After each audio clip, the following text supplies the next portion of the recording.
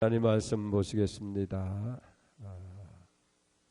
로마서 2장 1절에서 12절까지 말씀입니다. 로마서 2장 1절에서 12절까지 교도하도록 있습니다. 그러므로 남을 판단하는 사람아, 누구를 막론하고 내가 핑계하지 못할 것은 남을 판단하는 것으로 내가 너를 정죄함이니 판단하는 내가 같은 일을 행함이라.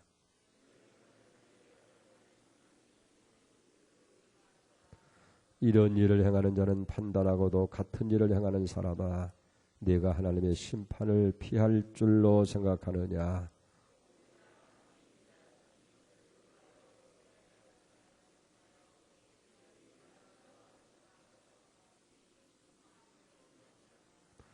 다만 내 고집과 회개하지 아니한 마음을 따라 진노의 날 곧 하나님의 의로우신 심판이 나타나는 그날에 임할 진노를 내게 쌓는도다. 참고 선을 행하여 영광과 존귀와 썩지 아니함을 구하는 자에게는 영생으로 하시고,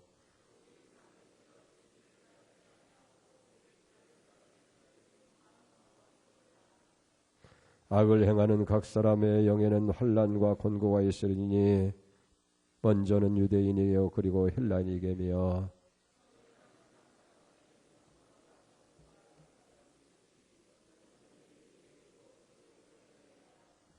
이는 하나님께서 외모로 사람을 취하지 아니하심이라.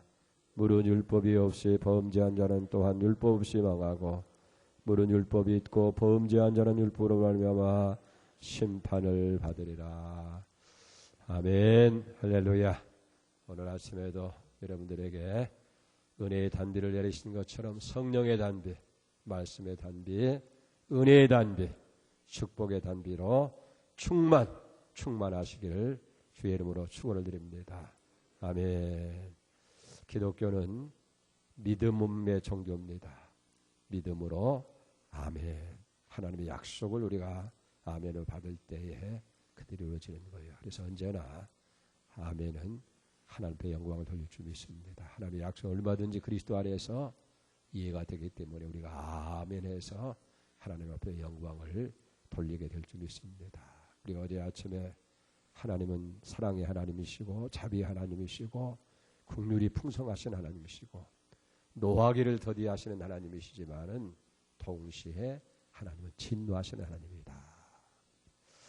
진리를 떠나고 우리가 불경건하게 살고 하나님의 은혜와 사랑을 알면서도 감사하지 못하고 하나님께 영광을 돌리지 못하고 우리가 알면서도 고의로 하나님의 의를 대항해서 도전적인 그런 죄를 짓는 사람들에게 하나님의 불같은 무서운 심판이 있을 것이다 라고 말씀을 드렸습니다.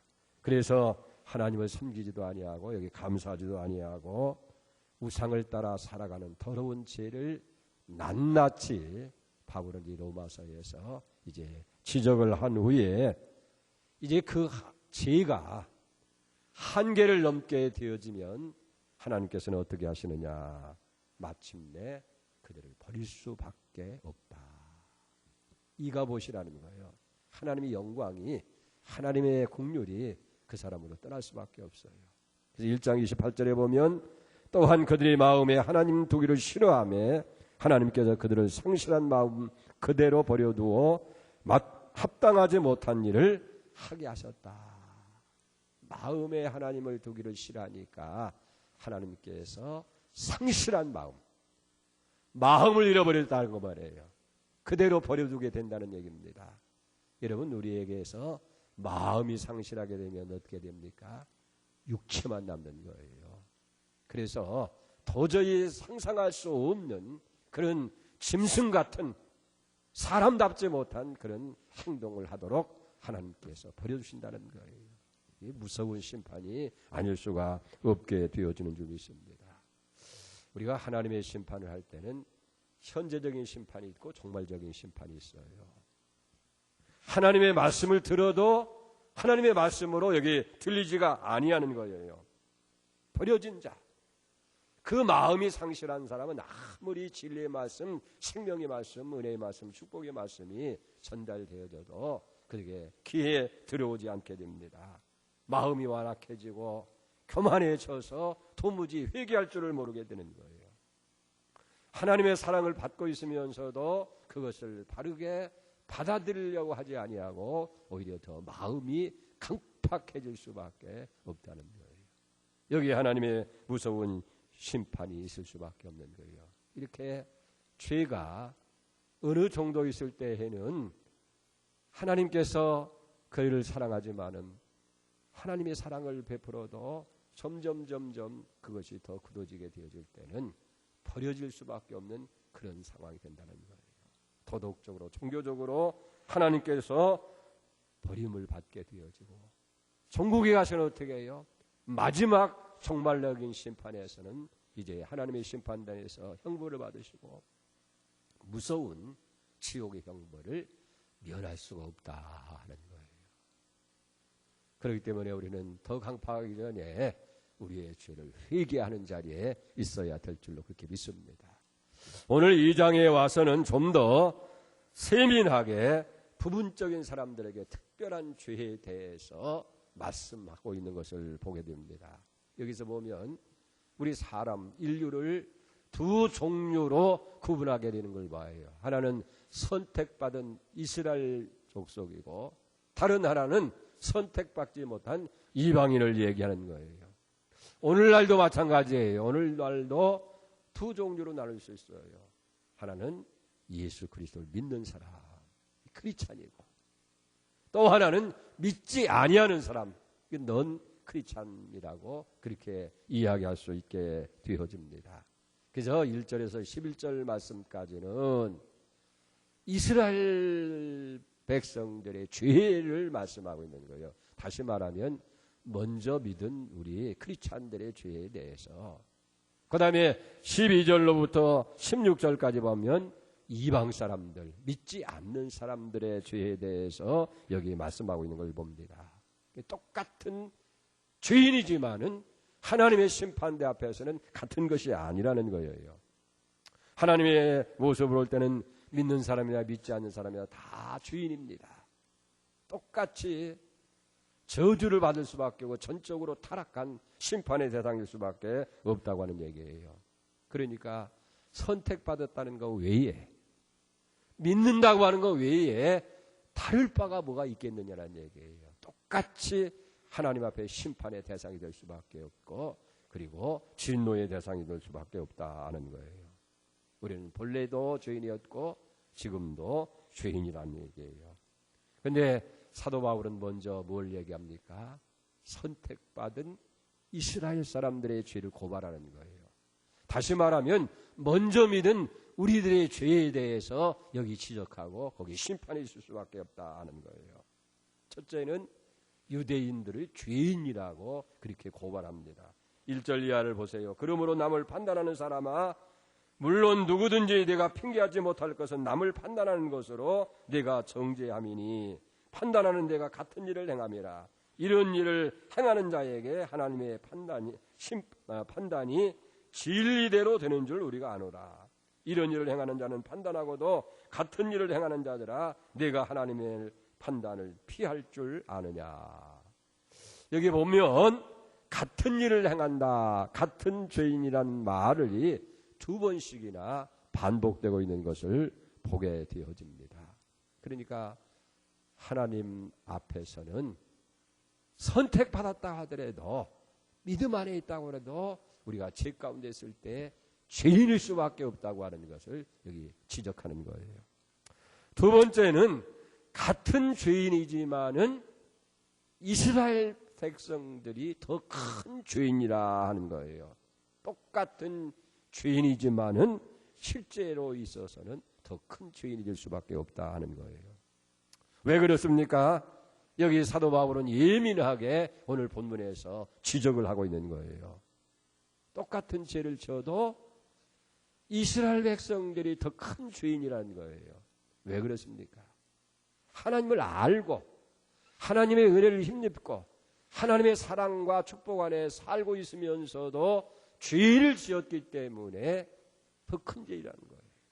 똑같은 죄를 지어도 모르고 지은 죄와 알면서도 고의로 지은 죄가 더 크다는 거예요. 여러분들 재판할 때도 그렇잖아요. 전혀 모르고 그저 실수해서 잘못해서 무지해서 죄를 지은 건 정장이 참작이 되어져요. 그러나 고의적으로 계속해서 범죄하는 그런 사람들은 더 과중하게 형량을 내리는 모습을 우리가 보게 됩니다.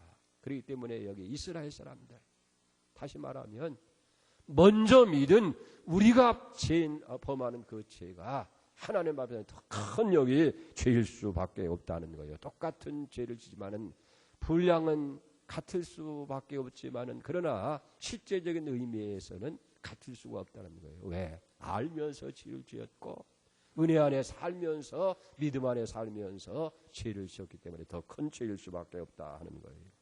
그렇기 때문에 핑계를 댈 수가 없다 하는 거예요. 세 번째는 그런데도 남을 판단하고 있다는 거예요. 내가 죄인이고 내가 저주를 받을 사람이고 내가 심판을 받을 사람인데 어떻게 남을 판단하고 남을 정죄하고 남을 죄인시할 수 있겠느냐 하는 거예요. 그런데 남을 판단하는 사람에게는 몇 가지 특징이 있어요. 첫째는 다른 사람에 대해서 관심이 많다는 거예요. 이건 좋은 의미, 긍정적인 의미에서 관심이 많은 것이 아니라 부정적인 의미에서 여기 관심이 많다는 거예요. 남의 허물이나 약점을 들추어내서 판단하고 정죄하려고 끌어내리려고 하는 목적으로 관심을 여기 갖게 되어지는 거예요. 그래서 다른 사람의 약점을 깨고 다른 사람들이 실수하는 것이라는 그런 걸 면밀히 다 살피는 일에 정신을 쏟게 되어지고 그런 일에 발이 빠른 모습을 보게 되어집니다. 여러분, 먼저 내 자신을 버려야 돼요. 내 눈 속에 있는 들본을 깨닫지 못하고 다른 사람의 눈에 있는 티를 지적하는 그런 죄에 대해서 주님도 말씀하신 거 아닙니까? 두 번째 특징은 뭐냐면 자신은 회개가 없다 하는 거예요. 오늘 5절을 보세요. 다만 내 고집과 회개하지 아니하는 마음을 따라 진노의 날 곧 하나님의 의로우심을 심판에 나타나는 그날에 임할 진노를 내게 쌓는도다. 내 고집과 회개하지 아니한 마음을 따라 했습니다. 다시 말하면 남을 판단하는 데에서는 그렇게 빠르게 하면서 자기 자신에 대해서는 회개를 하지 아니한다는 거예요. 고집이 강한 거예요. 교만과 독선입니다. 이 모습은 뭡니까? 하나님의 진노를 벽돌 한 장 한 장 쌓아 올리는 것처럼 계속해서 쌓아가고 있다는 거예요. 여러분, 성경에도 뭐라고 말씀합니까? 욕심이 잉태한 적 죄를 낳고 죄가 장성한 적 사망을 낳느니라. 죄는 그대로 있는 것이 아니라 자꾸 성장하는 거예요. 자꾸 발전하게 되는 거예요. 그래서 여기 그날에 임할 진노를 내게 쌓고 있다라고 그렇게 지적하고 있는 것을 보게 되어집니다. 여러분, 누가복음 18장에도 보면 두 사람이 기도하는 모습을 비유로 말씀하고 있어요. 하나는 바리새인이고 하나는 세리의 기도입니다. 바리새인은 어떻게 합니까? 성전에 와서 서서 두 손을 높이 들고 하나님이여, 나는 저 세리와 창기와 같이 죄인이 되지 않은 것을 감사합니다. 그러면서 기도를 합니다. 그러나 세리와 창기들은 어떻게 했어요? 하나님의 성전에 와서 머리를 조아리고 무릎을 꿇고 자기의 허물과 죄를 낱낱이 고백하는 거예요. 주여, 나는 죄인입니다. 감히 하나님 앞에 나올 수 없는 그런 흉악한 죄인입니다. 용서받을 수 없는 죄인입니다. 눈물로 하나님 앞에 자기의 죄를 여기 직면하는 것을 보게 되어집니다. 그러니까 바리새인들은 자신의 허물이나 죄를 보지 아니하고 그저 선택받았고 자기들이 바리새인이라는 것만을 내세우면서 그저 무슨 특권이나 있는 것처럼 기도하지만은 세리는 자기 죄를 하나님 앞에 들고 나와서 직면하는 거예요. 누가복음 18장 14절에 보니까 이 사람이 저 사람보다 의롭다 하심을 받고 집에 갔느니라. 오히려 자기 죄를 자박하는 무서운 죄를 지었던 세리, 성경은 이 사람이 저 사람보다 의롭다 하심을 받고 집으로 갔다. 여러분, 오늘 우리들도 내 자신의 내면 속에 있는 죄악을 봐야 돼요. 내 눈 속에 있는 들불을 봐야 돼요. 내가 하나님 앞에 얼마나 흉악한 죄인인가를 먼저 알고 하나님 앞에 회개해야 될 줄로 믿습니다. 그러나 고집과 회개하지 아니한 마음을 따라서 진노의 날, 하나님의 의로운 심판이 나타날 그날, 그 임할 그때에 우리는 계속해서 하나님의 진노와 심판을 쌓고 있는 무서움을 우리가 깨달아야 된다는 거예요. 그리고 남을 판단한 우리에게 하나님의 판단이 있는 거예요. 그것이 진노요, 심판으로 나타날 수밖에 없다 하는 얘기예요. 자, 그렇다면 하나님께서는 어떻게 우리의 죄에 대해서 판단하고 심판하느냐. 2절을 보세요. 이런 일을 행하는 자에게는 하나님의 판단이 진리대로 되는 줄 아노라 그랬어요. 첫째는 진리를 따라서 하나님께서 판단하고 심판한다는 거예요. 진리를 따른다는 말은 무슨 말입니까? 보이는 드러난 현상을 보는 것이 아니라 보이지 않는 그 깊숙이 마음속에 숨겨져 있는 동기를 보시고 그 실체를 본다 그 말이에요. 그게 진리를 따라서 한다는 거예요. 여러분, 여기 유대인을 보세요. 저들이 우상을 숨겼습니까? 도덕적으로 무슨 문란한 행동을 했습니까? 아니면 부도덕한 그런 생활을 했습니까? 하루에 3번씩 기도합니다. 일주일에 2번씩 금식을 합니다. 구제합니다. 늘 기도에 힘씁니다. 말씀을 보는 사람들이에요. 그렇기 때문에 스스로 생각할 때 우리는 저 이방인인 것 같지 않습니까? 저거 가질 수가 있습니까? 똑같은 죄를 졌다 할지라도 우리는 그래도 기도하는 사람들이고 우리는 하나님 뜻대로 살려고 애쓰는 사람이고 노력하는 사람입니다. 그래서 자기들은 이방인들과 차이가 있다고 그렇게 얘기하는 거예요. 적어도 겉으로 볼 때는 그렇다는 거예요. 사람들의 판단은 어떻게 합니까? 겉만 보고 판단하는 거예요. 그러나 하나님은 보이는 외모가 아니고 보이는 겉모습이 아니고 내면적인 실제적인 그 사람의 모습, 동기를 보면서 여기 심판한다 하는 거예요. 그래서 오늘 1절에도 보면 판단하는 데가 같은 일을 행함이라고 말씀하고 있어요.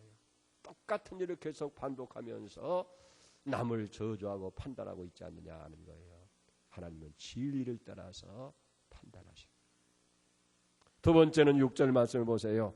하나님께서 각 사람에게 그 행한 대로 보응하시되 그랬어요. 각 사람에게 행한 대로. 그러니까 첫째는 진리를 따라 심판한 것이고 두 번째는 행한 대로. 우리의 행위를 하나님은 다 보시고 계시다 하는 얘기예요. 그 사람이 이방인이냐 아니냐를 보시는 것이 아니고 믿는 사람이냐 믿지 않는 사람이냐 보는 것이 아니고 그 사람이 행한 행동을 하나님께서 보고 계시다 하는 거예요. 그래서 회개하고 믿고 의롭게 산다면 비록 그가 이방인이라 할지라도 하나님께서는 용서하시고 구원을 주시고 축복을 주실 줄로 믿습니다. 그러나 아무리 선택받은 이스라엘 민족이라고 할지라도 회개치 아니하고 고집스럽게 죄 가운데 계속 머물러 있다고 한다고 하면 하나님은 진노할 수밖에 없고 심판하실 수밖에 없고 마지막에는 멸망시킬 수밖에 없다 하는 거예요. 그래서 에스겔서 18장 21절에 보면 그러나 악인이 만일 그 행한 모든 죄에 돌이켜 떠나 내 모든 육체 율례를 지키고 법과 의를 행하면 정령 살고 죽지 아니할 것이라. 그 범죄한 것이 하나도 기억함이 되지 아니하리니 그 행한 의로 인해서 살리라 그랬어요. 우리가 설사 죄를 짓고 했다 할지라도 회개하고 하나님 앞에 의롭게 살기를 다짐하고 돌아서면 하나님이 그 죄를 기억도 하지 아니하시고 그것으로 인해서 용서받고 살게 될 수 있을 것이라 하는 거예요. 그러니까 신앙을 가졌느냐 안 가졌느냐, 먼저 가졌느냐 더 오래 믿었느냐 하는 것이 중요한 것이 아니라 지금 내가 하나님 앞에서 잘못된 것을 회개하고 하나님의 진노의 손길에서 벗어나기 위해서 힘쓰느냐 하느냐 결과를 따라서 역사한다는 거예요. 설사 지금 처음 믿었다 할지라도 정말 내가 죄인인 것을 알고 하나님 앞에 회개하면서 용서를 구하면 다 용서해 주시는 거예요. 마지막 예수님 십자가에서 못 박일 때 우편 강도 뭡니까? 가만히 보니까 참으로 저분이 하나님이시고 저분이 천국의 주인이시고 인생의 모든 죄를 해결해 주시는 분이라는 것을 깨닫고 주여, 주여라고 그러잖아요. 당신의 나라 임할 때에 나를 기억해 주십시오. 주님 뭐라고 말씀했습니까? 내가 그렇다면 진작에 믿지 왜 이렇게 늦었느냐? 이제 네가 십자가에서 죽는데 무슨 일을 할 수 있겠느냐? 내가 가서 잘못된 사람의 용서를 구하고 올 수 있겠느냐? 늦었다 그렇게 하지 않았어요. 오늘 네가 나와 함께 낙원에 있으리라. 지금이에요. 지난날 아무리 큰 죄를 짓고 잘못을 저질렀다 할지라도 지금 내가 하나님 앞에 잘못된 것을 회개하고 용서를 구하면 하나님은 다 용서하신다는 거예요. 에스겔에게 말한 것처럼 기억도 하지 아니하시고 하나님을 잊어버린다고 하면 완전히 잊어버릴 수 있어요. 사람은 한 번 잘못하면 두고두고 그것이 각인되어져서 쉽게 풀려지지 않지만 하나님은 잊어버린다고 하면 완전히 잊어버려요. 지난날 이런 죄를 지었는데요. 내가 기억도 안 난다. 하나님이 치매에 걸려서 그렇습니까? 아니에요. 그것이 하나님의 여기 전능하심이라 하는 거예요. 지금이라도 여러분들이 회개하고 그리고 진리의 말씀을 따라서 하나님 앞에 살아간다고 한다면 하나님은 얼마든지 용서하시고 의롭다 하시고 여러분들을 축복해 줄 줄로 믿습니다. 근데 오늘 본문의 말씀에 보니까 하나님께서 심판하시는 순서가 있어요. 보세요. 9절과 10절을 봅니다. 악을 행하는 각 사람의 영에게 환난과 곤고가 있으리니. 악을 행하는 사람은 어떻게 해요? 환난과 곤고로 한다는 거예요. 그런데 첫째는 유대인에게요. 또한 헬레겐이며 그 다음에 10절에 선을 행하는 각 사람에게 영광과 존귀와 평강이 있으리니 첫째는 유대인에게요. 둘째는 헬라인에게라. 이게 첫째는 유대인이라고 했는데 첫째라는 말은 뭐냐? 먼저 그 말입니다. 그러니까 심판이 개인적으로 부분적으로 임한다고 할 때에 우선 먼저 누구에게 오느냐? 유대인을 먼저 심판한다는 거예요. 그러니까 똑같은 죄를 졌어도 먼저 하나님께서 징계하시고 채찍하시고 진노하시고 심판한 사람은 먼저 믿은 영적 유대인인 우리에게 임한다는 거예요. 왜 그렇습니까? 알면서도 죄를 졌기 때문인 거예요. 그러나 이방인은 어떻게 해요? 몰라서. 그러니까 그도 하여금 깨닫는 시간을 주시고 그 다른 사람이 심판을 받는 모습을 보면서 아이고 저렇게 하면 안 되겠구나. 그래서 돌아설 수 있는 기회를 주시기 위해서 악을 행하게는 환난과 곤고로 하나님께서 하시는데 먼저 유대인에게 하는 것이고 그 다음에 헬라인에게 할 거다. 우리 나는 믿었으니까 오래 믿었으니까 그래도 참 인정을 봐줄 거야. 그런 생각은 안 된다고 말해요. 먼저 유대인들에게 임한다는 거예요.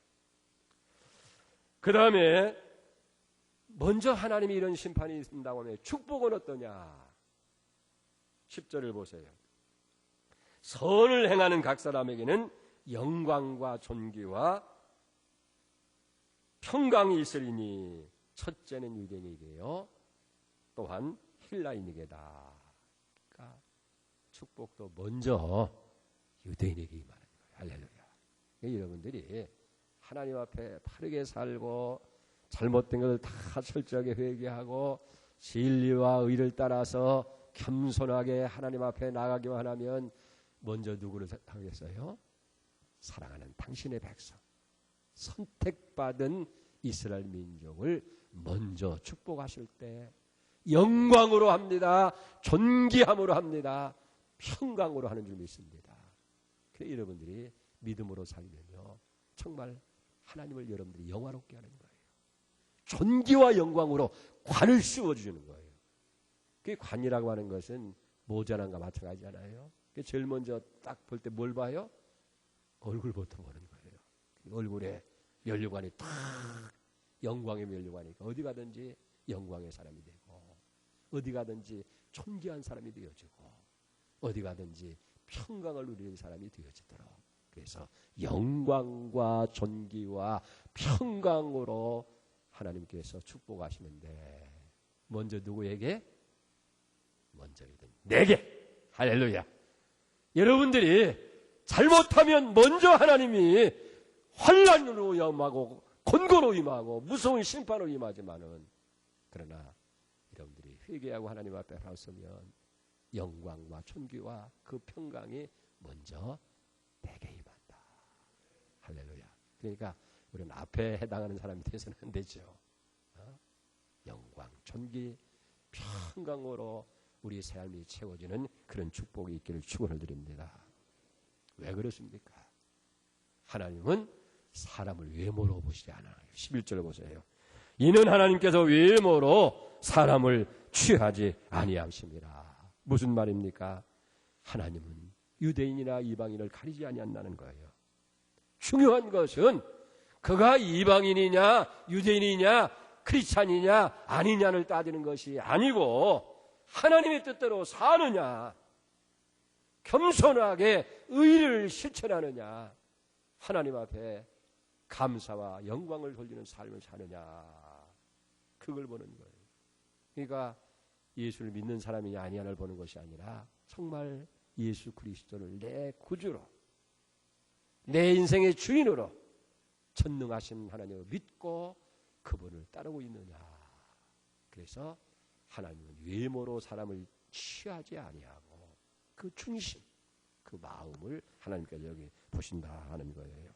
그렇기 때문에 우리는 이제 어떻게 살아야 되겠어요? 반드시 하나님은 행한 대로 갚으시는 거예요.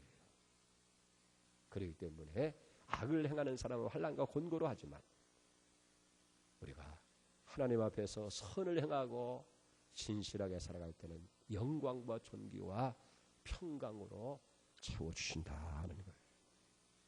그렇기 때문에 우리는 먼저 오늘 본문의 말씀을 중심으로 하면 남을 판단하지 말자 그 말이에요.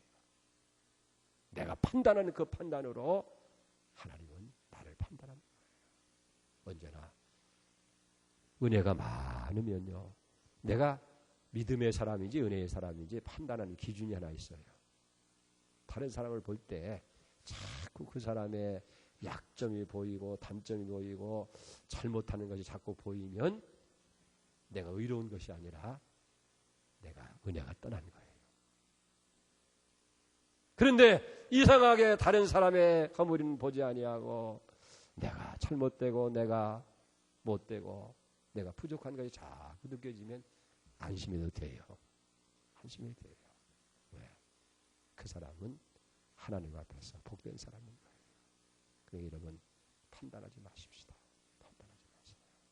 설사 잘못된 것이 다 보인다 할지라도 그 모습을 보면서 하나님, 제가 잘못된 일을 가지고 있는데 저 용서해 주십시오.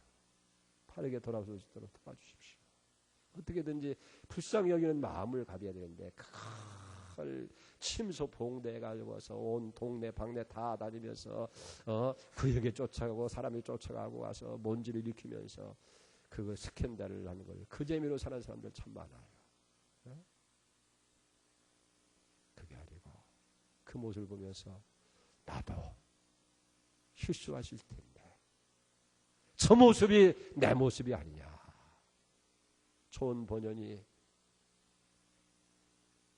형장에 끌려가는 사람의 모습을 보면서 저 형장에 매달리는 것이 바로 좋은 본연이 아니냐.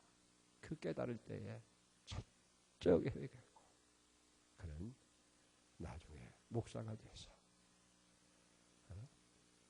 어메이징 그레이스, 나 같은 죄인 살리신 주 은혜에 놀라워. 그 놀라운 찬송의 주인공이 된 거 아닙니까? 판단하지 마시 바랍니다. 그 다음에 우리는 내가 다른 사람보다 더 큰 죄인이다. 요거 하나만 분명하게 여러분들이 인식하고 산다고 한다면 겸손할 수 있어요. 그만할 수 없어요. 내가 더 큰 죄인이다. 남편을 향해서도 내가 더 큰 죄인이지. 자식들을 향해서도 내가 더 큰 죄인이지. 자녀들을 향해서도 내가 더 큰 죄인이야. 그러면 회개하는 거예요. 회개. 철저하게 회개하고 이제는 어떻게 살아야 되겠어요? 하나님이 기뻐하시는 것이 뭐냐? 나 같은 죄인 용서하시고 구원해 주신 그 은혜를 우리가 감사하면서 살아가게 될 때에 하나님이 어떤 심판을 주시는 거예요? 영광, 존귀, 평강으로 여러분의 삶을 채워줄 줄 믿습니다. 오늘 이 은혜가 여러분에게 다 있어지기를 주의 이름으로 축복합니다. 기도하겠습니다. 하나님 아버지 감사합니다. 우리는 남을 판단하기를 좋아합니다. 내 자신의 들보를 깨닫지를 못하고 다른 사람의 눈에 티를 지적하면서 회개를 종용할 때가 너무나 많은 것을 보게 되어집니다. 함부로 판단하지 않게 하여 주옵소서. 내가 더 큰 죄인인 것을 알게 하시고 이 죄는 무서운 하나님의 진노와 심판이 행한 대로 갚으신다는 것을 알게 하여 주옵소서. 그래서 악을 행하는 사람에게 환난과 곤고와 무서운 진노가 있음을 알게 해주시고 그것도 먼저 믿는 우리에게 이 마음을 알게 하여 주옵소서. 그러나 우리가 의를 행하고 선을 행하고 신실하게 살 때 영광, 존귀, 평강으로 하나님께서 우리에게 먼저 채워주신다고 말씀했습니다. 이제 회개하는 저들 되게 하여 주시옵소서. 성령으로 저들을 보게 하소서. 우리의 허물 죄를 낱낱이 이 아침에 고백하고 회개하는 저들 되게 하여 주시고 이제는 구원의 은혜 감사하면서 하나님 앞에 영광을 올리면서 하나님이 뜻대로 살아 드리는 저희의 삶이 될 수 있도록 축복하여 주시옵소서. 오 주님 감사합니다. 이 아침에도 빈손으로 나오지 않게 하시고 하나님 앞에 귀한 물질 성비해 드립니다. 여기에 우리의 간절한 소원이 있고 기도의 제목이 있고 감사가 있고 하나님을 영화롭게 하고자 하는 저들의 정성이 있습니다. 받으시고 축복하셔서 하늘문을 여시고 때를 따라서 주님 필요한 것으로 충만 채워주시고 풍성케 하여 주시옵소서. 특별히 온 가족 특별 새벽기도를 준비하면서 감사의 물로 드립니다. 선한 일을 위해서 쓰여질 수 있도록 큰 복 내려 주시옵소서. 오늘 또 주님과 동행하는 복된 날 되게 하시고 이제 남은 이틀 동안 더 우리가 열심을 가지고 참여할 수 있게 해주시고 제2기 코리아의 크레이시아도 은혜 가운데서 아름답게 진행될 수 있도록 축복하여 주시고 이 어려운 때를 저희 더 믿음 안에서 아버지 더 가까이 주님을 향해 나가는 데 되도록 새롭게 하여 주시옵소서. 오늘 하루도 주님과 동행하는 복된 날 될 것을 믿사옵고 예수님의 이름으로 감사하며 기도 올려옵나이다. 아멘. 지금 시간 5시 38분입니다. 5분 동안 간절한 마음으로 주여 판단하며 살지 않게 하여 주시옵소서. 먼저 내가 더 큰 죄인인 것을 깨닫게 하시고 철저하게 이 시간 우리 허물과 죄를 회개할 수 있도록 하나님 성령으로 보게 하시고 깨닫게 하시고 회개할 수 있도록 회개형을 부어 주시옵소서. 이제는 구원받은 감격과 하나님의 은혜를 감사하면서 주님을 영화롭게 하고 영광 있는 삶을 살아갈 수 있게 하여 주옵소서. 8월 한 달을 잘 마치게 하신 하나님 이제 9월을 시작합니다. 더 새로운 마음과 다짐을 가지고 9월을 맞이할 수 있도록 주여 축복하여 주시옵소서. 다 같이 우리 통성으로 간절히 기도하시다가 돌아가겠습니다. 주여 주여 주여 사랑하시고 자비로우신 아버지 하나님, 은혜와 사랑을 많이 감사합니다. 아버지 하나님, 지난 한 달 동안도 저희와 함께 하시고 저희를 지키시고 보호하신 아버지 하나님, 이렇게 특별 새벽 기도로 8월을 아버지 저들이 마감할 수 있도록 은혜 주시옵소서.